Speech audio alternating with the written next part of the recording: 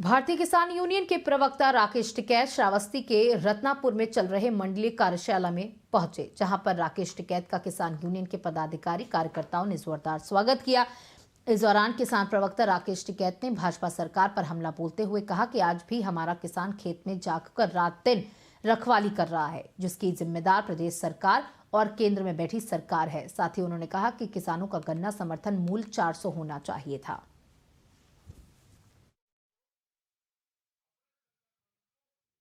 क्योंकि आने वाले टाइम पे सबसे ज़्यादा हानि किसान और गांव के मजदूर को होगी। जिस तरह से सरकारों की पॉलिसी चल रही है, किसान की ज़मीन जाएगी, वो कैसे बचेगी? आज हम बीज अगर पूछने लगे किसी पे कि बीज अपना बीज किसी के पास में, तो किसी के पास में अपना बीज नहीं है। बीज पे अधिकार कंपनी को हो गया, बिजली पे अधिकार, पानी पे अधिकार कंपनी का हो गया, सरकार का हो गया। किसान कैसे सर्वाइव करेगा?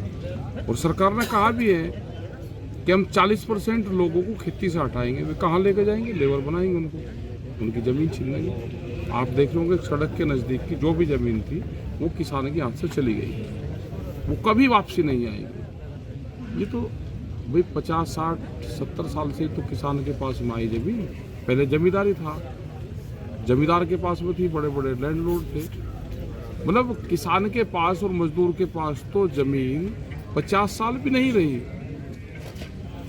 तो ये ज़मीन अब छीनने का एक बड़ा षड्यंत्र चला हुआ है। सरकार की, भारत सरकार की पॉलिसी है कि इस ज़मीन को हम 70% ज़मीन, जब देश आज़ादी का जश्न मनाएगा 16, उस तक ये ज़मीन इनके पास में चली जाएगी।